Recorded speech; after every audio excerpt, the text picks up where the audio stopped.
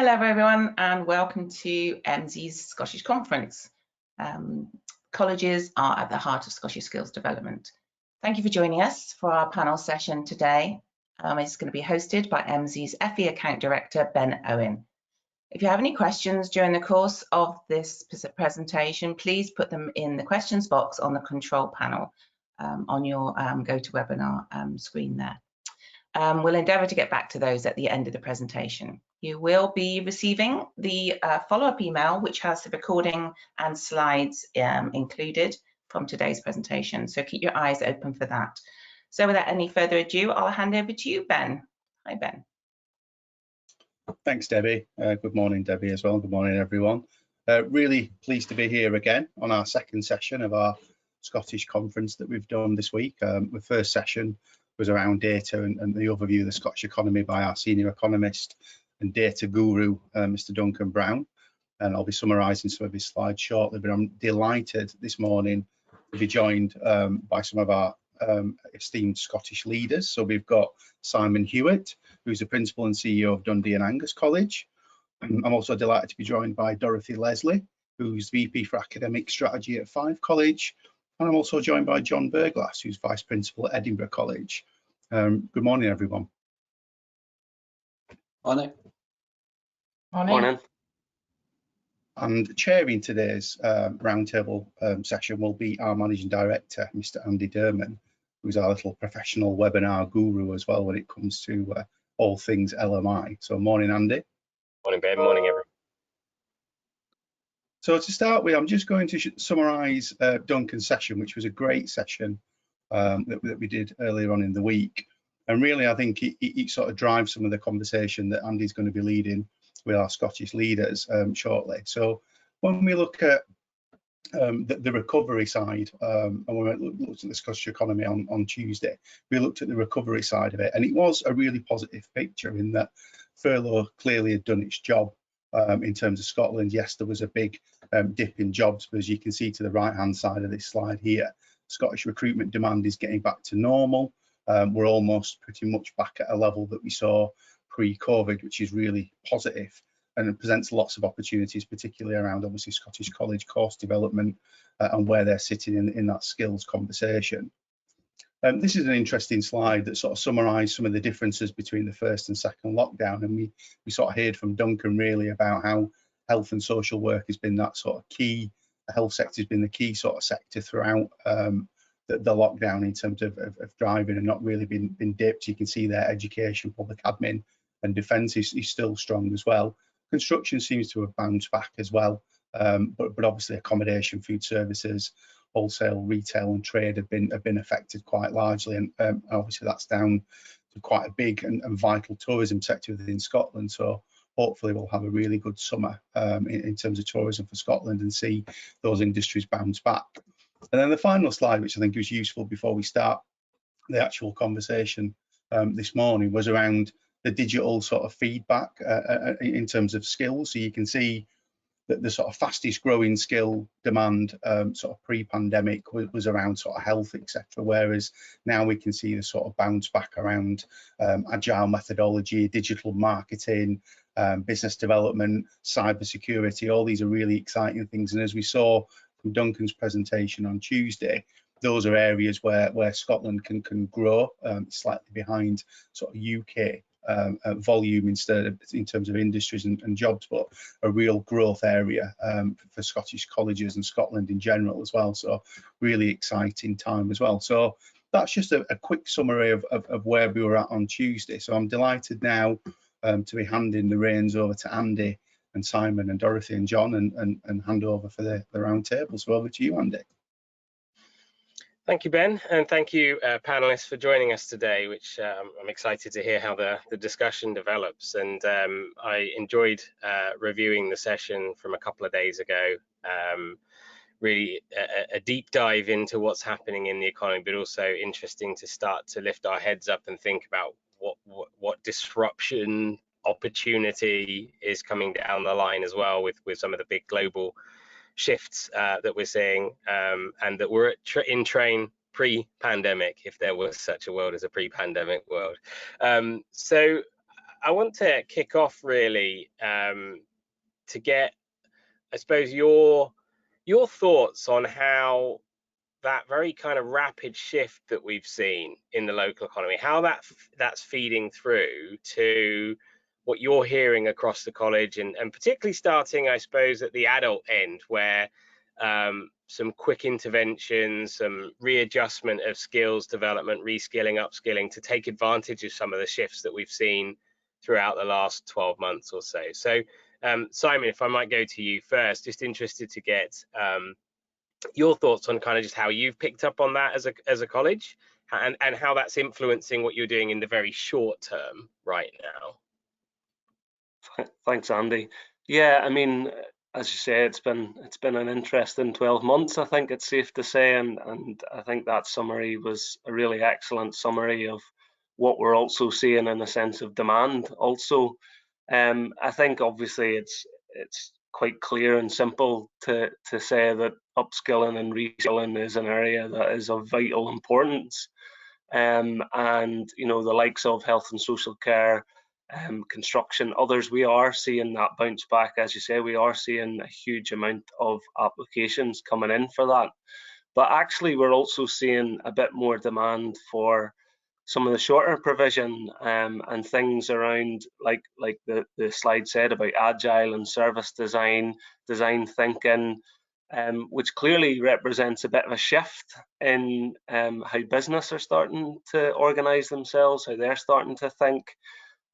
We have a service design academy that is launched a few years ago. The demand for service design training within Scotland has gone up by 200–400% over the last 12 months. So clearly there's a shift as people think about that whole build back better piece, and how we're thinking about services, how we're looking at how we deliver for our customers, and genuinely how we organise ourselves a bit differently. So that was one of the kind of first initial reactions for us. But in a broader sense, just that real demand now for the smaller chunks of learning and really the kind of micro credentials piece. I think traditionally our college in particular is very much full-time based.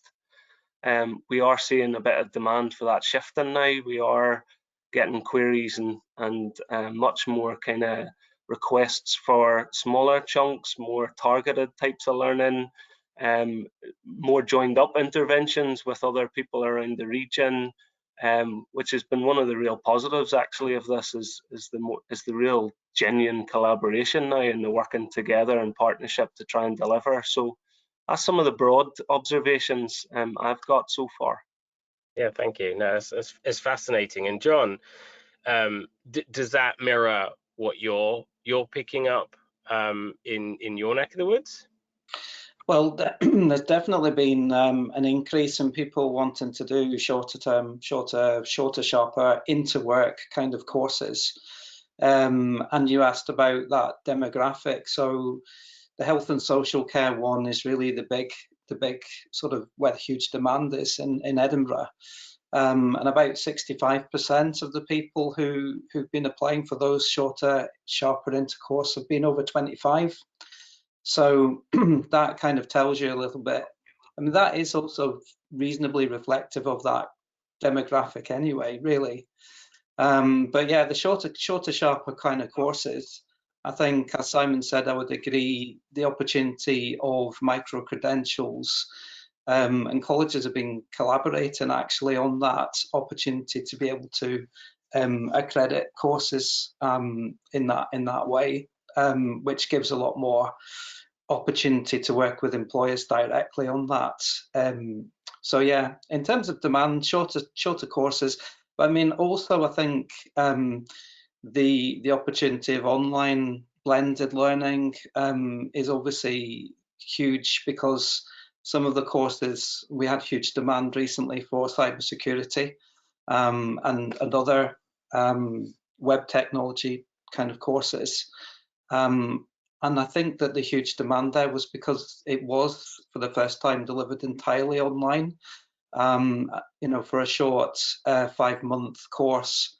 And I think that really suited a lot of people, and not just because of lockdown, but I actually think that's the sort of thing that would continue. And on the online piece, which is very interesting, because of course many of us who have young kids have become rather tired of children learning online, but it feels like it's an opportunity to really embrace the moment, particularly I suppose in those short, sharp interventions. Does that change how you think about who your customers are, both demographically but also geographically? I think is that to me? Yeah, no, please do carry on. Yeah, I think it definitely does. I mean, the more entry-level type of students are the ones that certainly need a bit more support, and I would say it doesn't matter what age people are there, because actually people still need to engage with you know, the basics of file management and you know, managing, you know, course, being on a course online, and that in itself is a skill. So entry-level kind of digital skills, that needs a bit of a push to start with. But I think we found that actually it hasn't needed a huge push as much as it would have done a few years ago. And once they've kind of got into the flow of how a course works online, they're actually learning rapidly digital skills because they have to.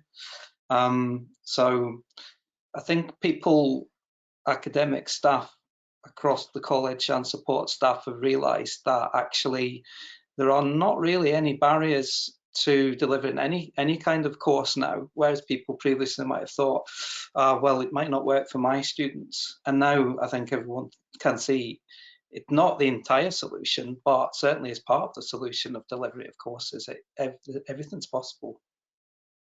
Interesting, thank you. And turning to you, Dorothée, so assuming this trend is being felt as much in the Kingdom of Fife as the rest of what we've heard in Scotland, I suppose a question about, were we seeing this coming anyway and the pandemic has sort of given it a good shove, or has this fundamentally now changed things in terms of just the way you work as a college and you think and you plan as a college that you see sticking going forward? Or are we going to sort of find our way back to some sense of pre-pandemic norm? Thanks, Andy. I think, you know, as my colleague said, the change is there and is there to stay. So we are seeing the same shifts in demand. I'm not going to repeat what John and Simon said. That's the same in the Kingdom, as you nicely called it.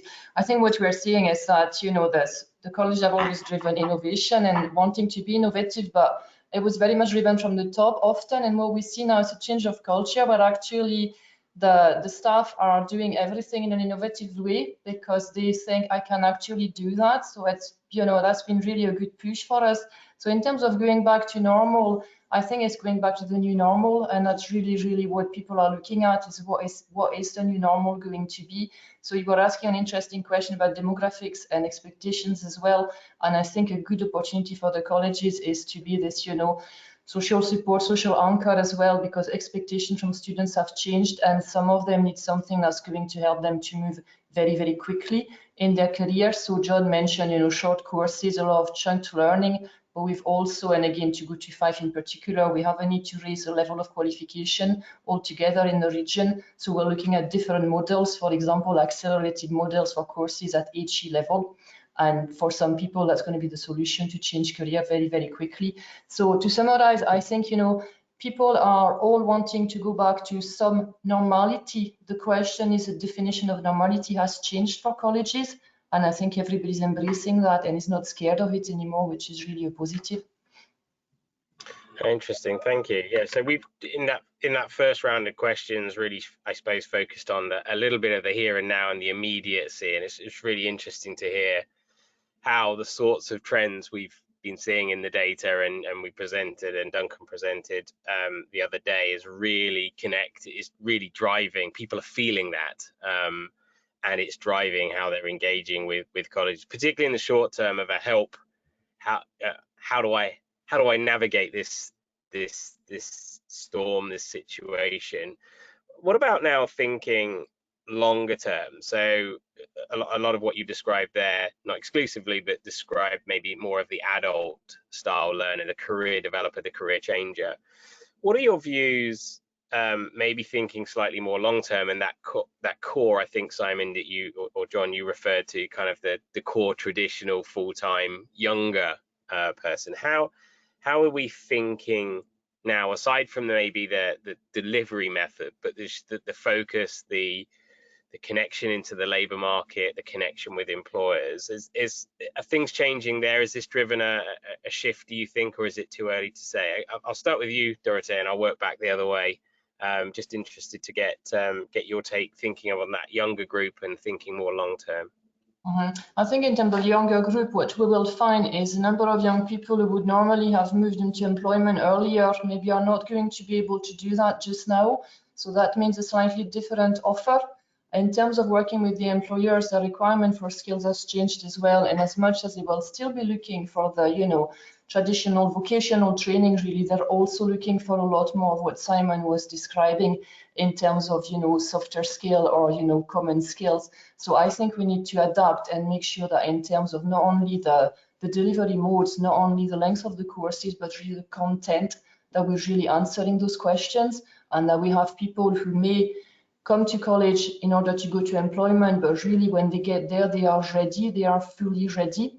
So I think that's a slight change in terms of the course content, and that's where we will continue to work with other organizations. We will continue to look at the type of qualification we deliver. Colleges work a lot with not only SQA, but a lot of awarding bodies, and I think that the content is becoming really, really important to define there. I think the only other thing I would say in terms of working with employers, there's been a lot of, we worked quite a lot with the Chamber of Commerce, for example, and a lot more opportunities for maybe knowledge transfer, with employer actually coming and saying, right, well, this is what I would need to change, but we're not sure where to start, or we're not sure how you can help us. So I think there's a big opportunity for colleges to do this, training and train the trainer, and not just offer courses. So I think there's really a lot of opportunities for us there. That's really interesting, really getting into the heart of regional economic development, as opposed to simply just being a provider of education, but think about really going into the centre there. John, interested to get your take if you have anything particularly different to add to that at all. I'm going to do it, John. I'm going to do it. You are on mute. Let's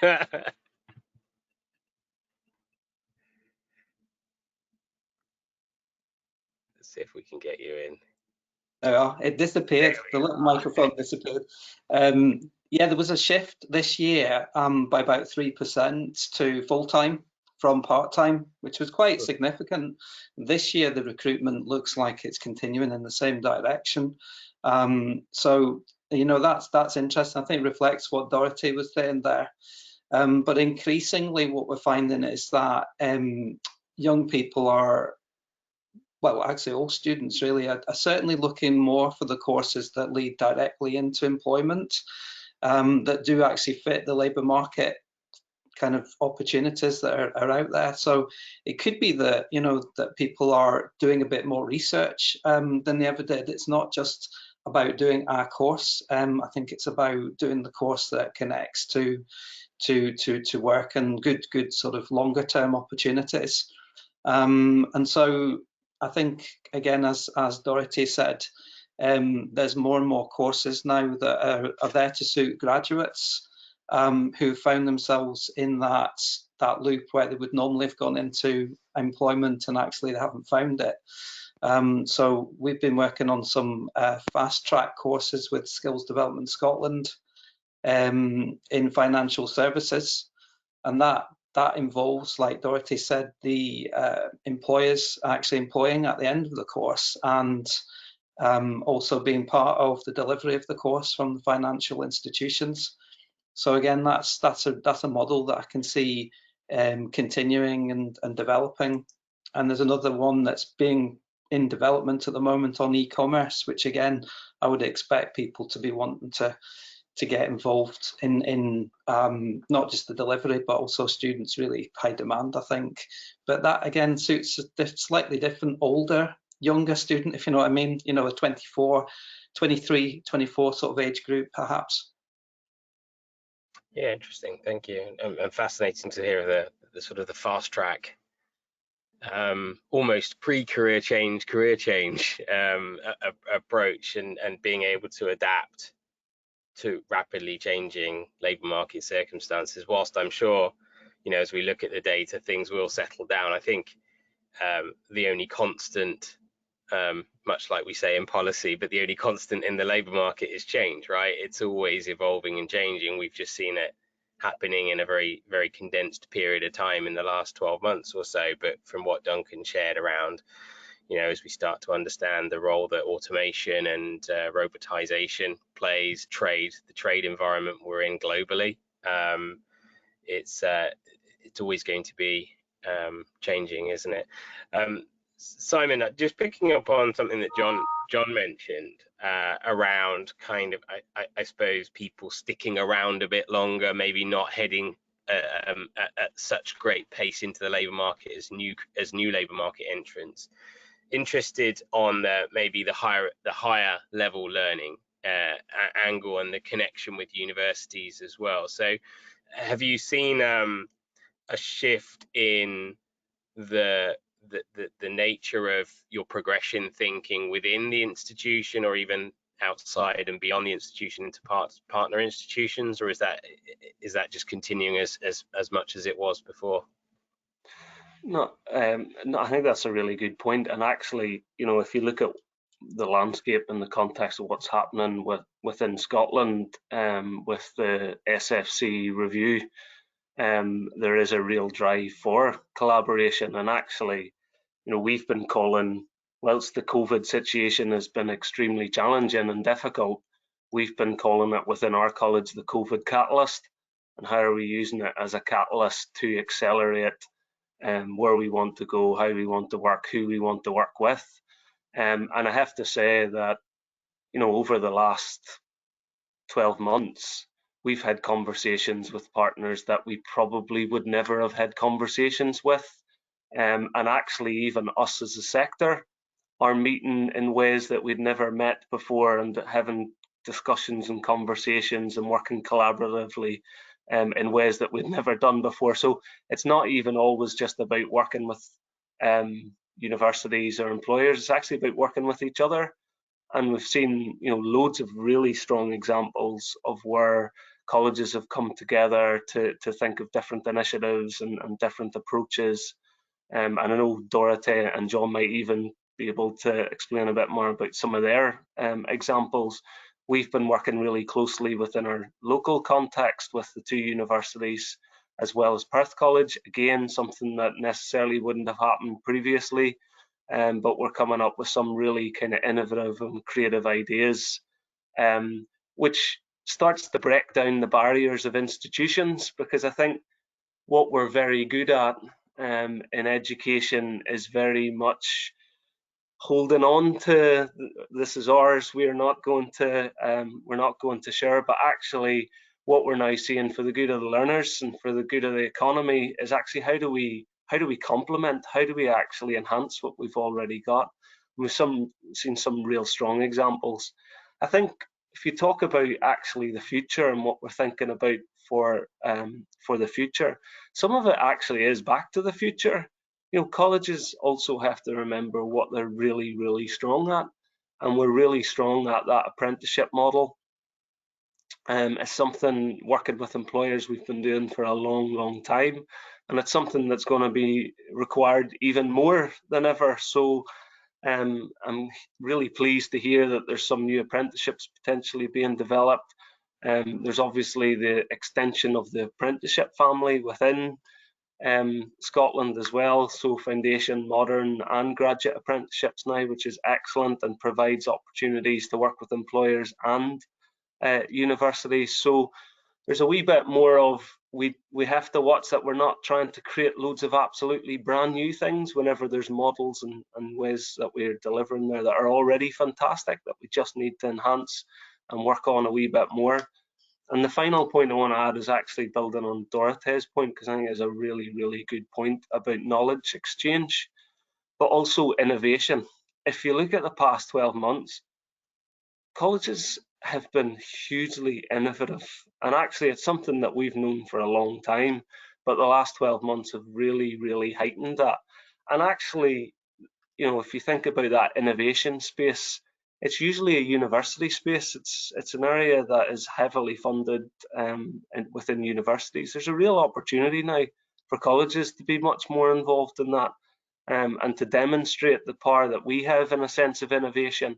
And if you look at, you know, some of the funding that was provided as a pilot for colleges last year, I think £500,000 just, but Funding Council themselves said they got something like a 4-fold return on investment on that pot of money that went out to colleges. So there's a real opportunity for colleges within the innovation space.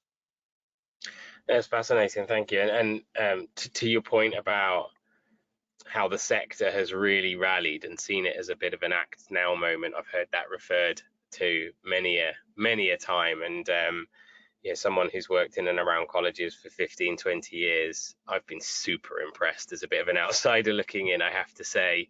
I think there have been many challenges right across many sectors, but the further education community has really rallied and saw it as our moment to shine almost. So it's great to hear, and great to see, certainly as an outsider. So well done, guys.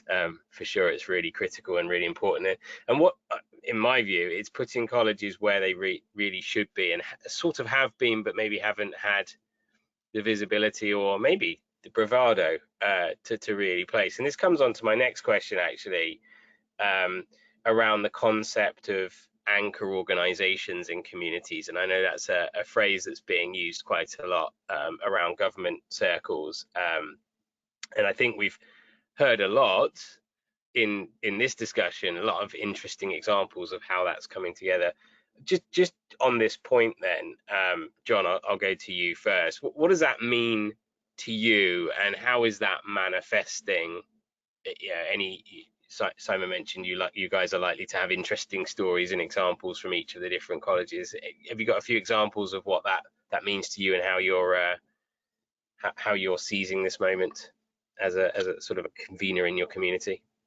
Yeah, I mean, there's probably, I mean, it's not totally brand new this year, but I think from the anchor institution concept certainly is reflected very much in our Edinburgh and South East Scotland City region deal, because round the table there are the 4 colleges, universities, Skills Development Scotland, Scottish Funding Council, DWP, the local authorities, everybody working together for one single aim. And so that particular strand of the city deal is called the Integrated Regional Employability Skills group. And that is working with one single aim, really, to improve employability and skills. And everyone has a role in that. And so there's lots of strands, particularly within the skills dimension, which have been working for, well, the last year has really ramped up the actual output, but it's been, several years of development of the business case and the Green Book and everything. But in housing, construction, infrastructure, health and social care, and data-driven innovation, those are the 3 big strands really for it.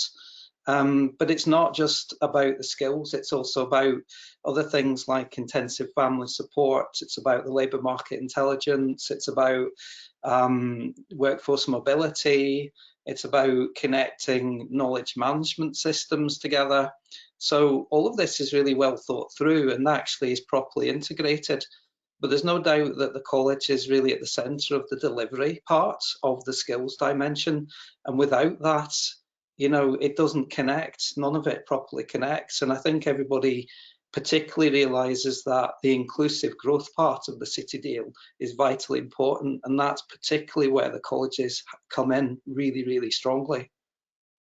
Well, yeah, very interesting. At the end of the day, it's all well and good coming up with all the right plans and ideas, but if you've got no way of delivering against that, then it's just another talking shop, isn't it? So yeah, interesting. Dorothea, anything from your experience in that respect, in terms of your interpretation of that, and any examples to bring to bear of how that's shaping what you're doing in your community. Yeah, thanks, Andy. I'll take another angle. I mean, as Simon, said, really talking about really the fact that we're in an ecosystem, and Simon is absolutely correct. The colleges are very strong at some things, but what defines us as well is the versatility. And that's why people sometimes haven't understood what does a college do. And I'll just leave it at people. I won't be any more specific than that, because we do pretty much everything. We can work from our SCQF in terms of levels of qualification from 2 to a complete degree. For example, 5 College delivers quite a number of degrees. So it can be difficult for people to understand. And I think being part of this ecosystem and realizing that some of the bits we do, inverted comma, will only do very well if we do it with a partner, that has really come to the fore with the pandemic, because we have had to tailor the offer a lot more.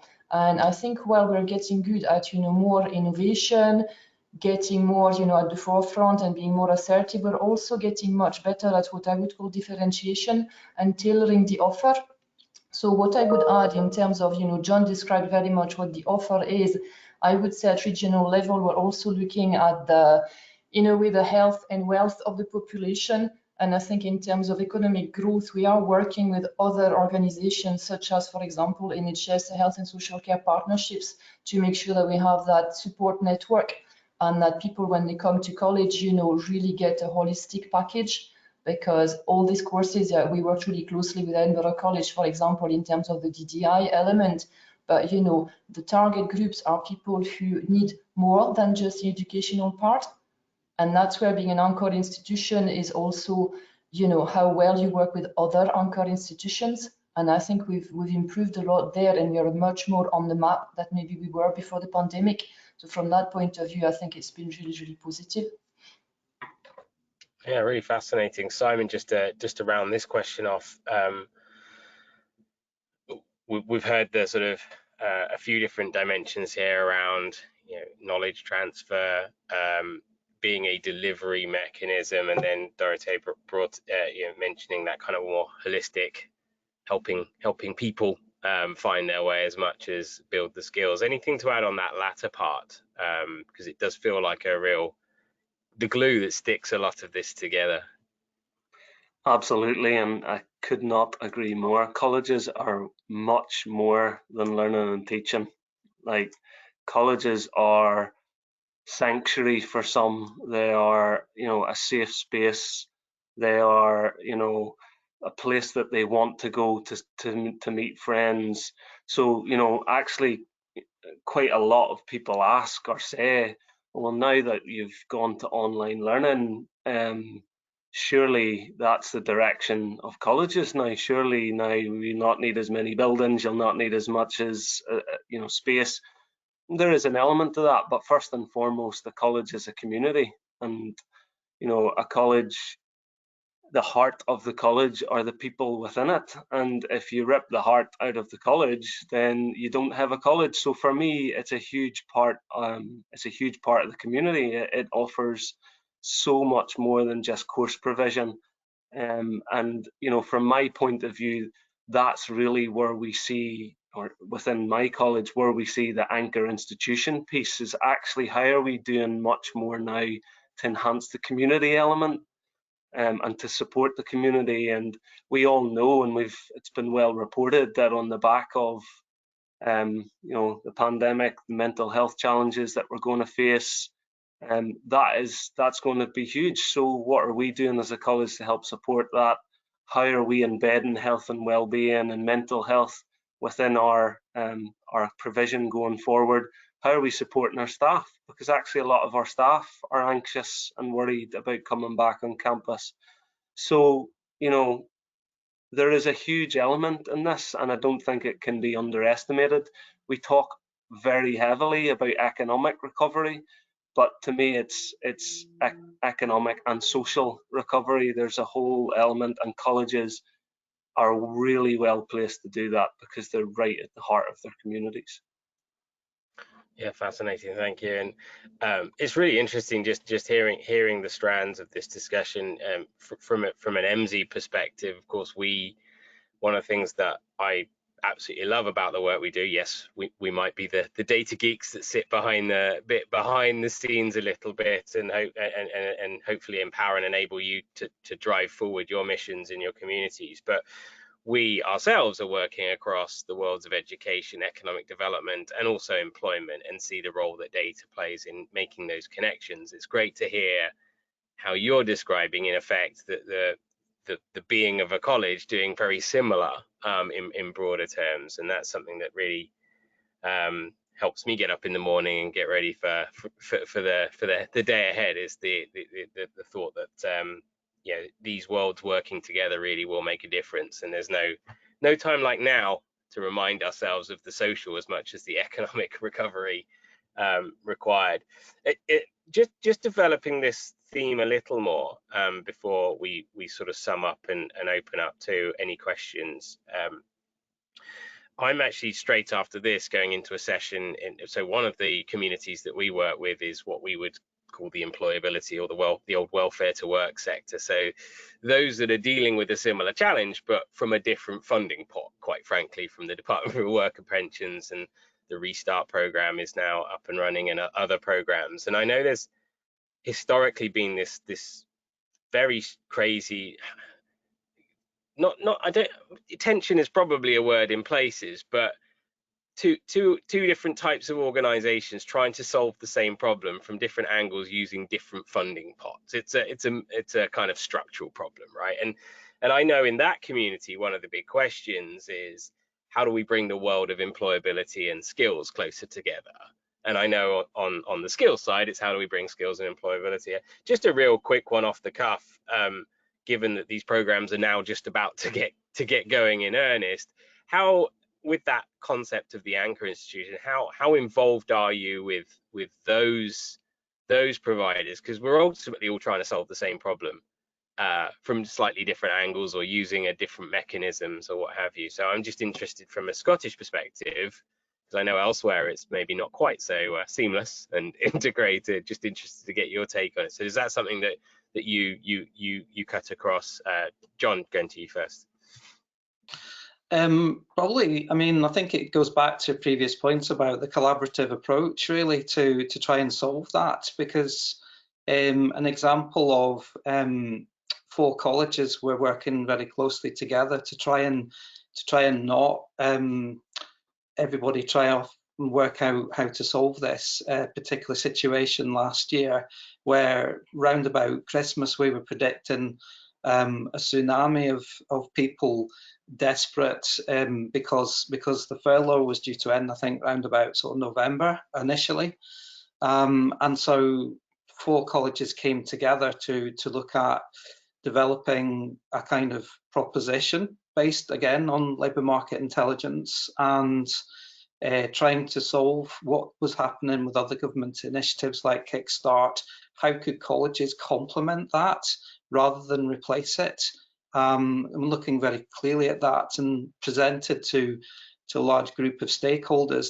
I think there was 8 propositions that were put on the table as these are things that could be potentially funded, and eventually those were again, it was looked at by the Scottish Government and Scottish Funding Council and SDS, but it landed with a kind of a skills boost and accelerator programme for HNs. So I think that is probably the right approach, and it benefited the whole of the Scottish colleges, it wasn't just for the 4 colleges that developed that. It was actually with the intention of it being for all colleges to benefit from that opportunity without penalty if anybody felt it wasn't something that they could kind of bid in for. And that, to me, is a really good approach, that there should be that opportunity there if you can grow. If you can't, you shouldn't be penalised. You've got your core curriculum, and maybe that's right for the region that you're working in. Yeah, interesting. Simon, Dorothea, anything to add to that? Yeah, I'll just come in. Oh, sorry, Dorothea. Okay. And maybe on a slightly different angle in terms of, you were talking about working with other partners who are looking at employability. I think we've had very close ties, probably closer than ever, with our economic departments, with local authorities, with the DWP, because a lot of customers, will be starting their journey with them. So I think what's really, really important is that understanding of what's on offer, what's on the pipeline. And probably, we've been very good this morning, but we're very positive, etc. There have been challenges. The good news is I think most of the challenges we have seen, we have had. So it's, we're quite happy to deal with them now. But I think one of the challenges in terms of labor market, and that's where the data is critical and the projections are critical, is for people, as in everybody, to understand where the opportunities are.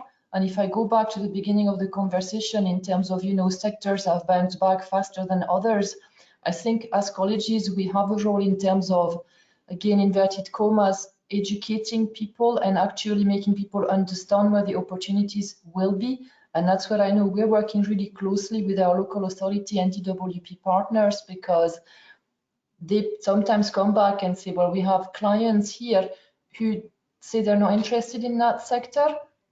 And we know that's where the jobs are going to be. So it might be maybe people are not sure of what it means, or that fear factor, or is completely new. So I think, in terms of that collaboration, again, it's another type of transfer knowledge for another type of customers, I would say, but it's really, really important we do that. I mean, Simon and John will be the same. We're still getting, a lot of applications sometimes for areas which are traditionally very popular, but in terms of economic recovery, that maybe are going to take another year or two to bounce back. So our role is to get people into employment. So we have to make sure we direct them correctly. So that was just a slightly different angle to that one. Sorry, Simon, thank you for letting me speak first. If I might just interject quickly, as is my way. I think you touched on a really fantastic point about educating the community around what is actually happening, because you watch the news every day and you'd think that we might as well just all pack up and go home, quite frankly, just to get headlines, a lot of scaremongering. When you cut beneath, and this is what we try and do, of course, with the data, is kind of bring a degree of independence. And when you look at it, I mean, we had a webinar yesterday, Duncan and I were running, just updating the world on what's happening in the data from a data perspective. And actually the unemployment rate's now started to fall. Furlough really has done the job, and the fact that it's extended has probably saved face in that respect. But actually, even at the peak of 5% across the UK, that is pretty much at the lowest level unemployment was between the two last recessions of the 90s and the early 2000s, mid 2000s. And yet, because we've been historically in recent time working at 3%, it feels really terrible. But you put that into the context of the slightly longer past, and actually we're in a very healthy position considering the pandemic we face with. It does show a degree of resilience, but it does maybe water down the sensationalization that we hear. So there's a big role to play in actually just speaking some truths, quite frankly, and some hard facts that some people might not want to hear, as you say, Dorothée, in terms of maybe guiding people to where the opportunity lies, but also to recognize there is actually a wealth of opportunity. This has created as much opportunity as it has challenge, if not more. Sorry, Simon, you jump in and then we'll round up from there. Yeah, no, just really quickly to follow on from some of those points. I mean, the setup within Scotland, there is local employability partnerships, so LEPs that all, have a range of partners involved in them, from DWP to third sector to colleges to, employers. So there's, within each region, there is local employability partnerships. I think one of the biggest challenges, and Dorothée alluded to it, was the duplication, the level of duplication, potentially an overlap within regions, and actually stepping back and looking at the whole map of activity within a region can be quite eye-opening at times, because you see in terms of how resource potentially is being wasted in all senses of the word. So We, in the Dundee City LEP, we stepped back, did a service design session, but actually put data at the heart of it, and started to really share data better than we'd shared before, because I think that's the other thing. We're all very good at hoarding data for our own needs and benefits, but actually, how do we use it collectively to solve the similar problems that we're trying to have? So we did that. We stepped back, looked at the data, came up with our own core metrics as a partnership. I'm now chairing that local employability partnership, which again, from a college being at the centre of that, is fantastic from the college point of view, but also from the region point of view. So I think actually there's a couple of points in there around partnership, having clear metrics, but using the data to help steer those clear metrics. And I think, you know, that's something we could all get better at, because we all have oodles of data, don't we? It's how we use it and the impact that it has. Awesome, thank you guys. So I have one last question before I hand back to Ben, and we'll keep this one really quite brief. So a bit of a sum up really. Each of you, I'd be really interested in just a handful of words as to what you think for your speak to your own community in your college, but it may be similar across the parts, as to what you think your biggest challenge is coming up in this next 12 months, and then what you feel is probably one of your biggest opportunities. Let me start with you, Dorothee. Okay, I think the biggest challenge is probably we don't know what we don't know, and things have been moving really, really quickly. We have been surprised, as you were saying, you know, the growth in Scotland is actually better than in England. We thought some sectors wouldn't bounce back, they are bouncing back. So I think there is this degree of uncertainty. We know the job retention scheme will end at some stage. What is the impact of that? So for us, the issue is then the agility, the ability to respond really quickly and to flex the resources, because we're mostly huge organizations, so, you know, with all the business processes, so as to be able to flex quite rapidly. And, you know, it's in terms of resources, staffing, etc. The opportunity goes back to what we discussed earlier, which is to do what colleges do very well, and it is actually to shift resources and methodologies and approaches very quickly, so as to continue to do that.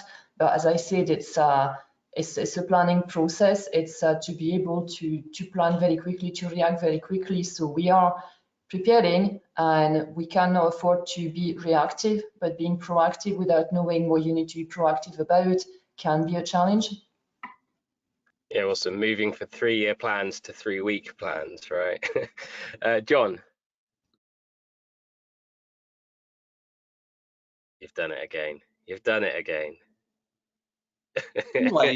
But I was just saying, I think as we move into the reimagine, reinvent phase, it's vital that the staff are absolutely 100% at the forefront of the changes that are made, and that everyone is working together on the same goals, or collectively to the goals that each department and area wishes to achieve. So the college's role is certainly about enabling that to happen and making sure that staff have got the skills and the strength to work towards that going forward. Yeah, great. Both a challenge and an opportunity wrapped up in one. Thank you. Simon, last word to you before I then hand back to Ben. Yeah, thanks. I think I wouldn't be a college senior leader if I didn't say that the biggest challenge is funding. You know, from my point of view, the funding that has come colleges' way over this past 12 months has been really welcome and really beneficial. However, it has been in lots of different bits and pots, and, you know, with different recommendations and processes and procedures around all of these various different biscuit tins that we've got. So I think for me, that is the biggest challenge, or you know, will continue to be a big challenge, is actually just getting some sort of longer term clarity on funding will help us actually plan a bit better and shift resource, like both Dorothea and John have said. Opportunity wise, I think for me, what we've demonstrated really well in the past 12 months is how well we can influence. So how we can influence government policy, how we can influence employers, how we can influence students, and choices and partners. So to me, I think we need to now, we've puffed our chest out, we need to keep it puffed out, and we need to build on that and actually continue to influence in the way that we know we can and should. Amazing, thank you. Really interesting and enjoyable discussion this morning. Thank you very much. I'll hand back to you now, Ben, see if we've got any other questions. Yeah, thank you, Andy, and thanks everyone. We've not actually got any questions from the panel, but as someone that was a senior leader going into pandemic in a college last year, if it's okay, I'll just sort of take my observations about this morning's discussions. I think the word agility has been thrown about, and I've always been really proud. Like I said, I've been worked in FE colleges for nearly 14 years about how agile the sector is. I think going into the pandemic last year, no one really knew what to expect or how long we would be doing what we did as a sector. And I think what we've seen this morning from 3 college leaders is actually how great the sector is, A, at the agility side of it, but B, at the innovation and leveraging side of it. I'd echo all 3 leaders' points around, we do tend to focus on the long term and not always the immediate. So that need to dynamically plan is going to be a new thing for some colleges around moving out of that very traditional sort of annual planning cycle and become a bit more agile and think about the market. But one thing that resonated with me really well today as well is around, we talk a lot about the hard skills and the hard economic data, but the reality is the impact on staff and students is around making sure that they catch up around those common skills and that personal development, making sure that the sector that is driving skills forward is that we're developing people that are both skilled but also mentally and physically resilient in terms of going into that market. So I think this morning's been a great conversation, and I can't really thank Simon, John and Dorothy enough really for taking time out, because it is such a challenging time. So myself, Andy, and everyone at Emsi is so grateful that you've taken an hour out of your diaries this morning to really inspire us about what's happening in Scotland, and it is a really positive picture moving forward. So there's no further questions. So what I'd say is thank you for the attendees for watching. Really appreciate that everyone's been part of this again today. There will be more conferences in the future that we've got in the pipeline that were planned, and what I would say is keep an eye on our LinkedIn and Twitter feeds for things that are coming. But I'd like to take this opportunity to thank everyone again for being involved, and obviously hope you have a really good day. Thank you very much. Thank you. Bye bye.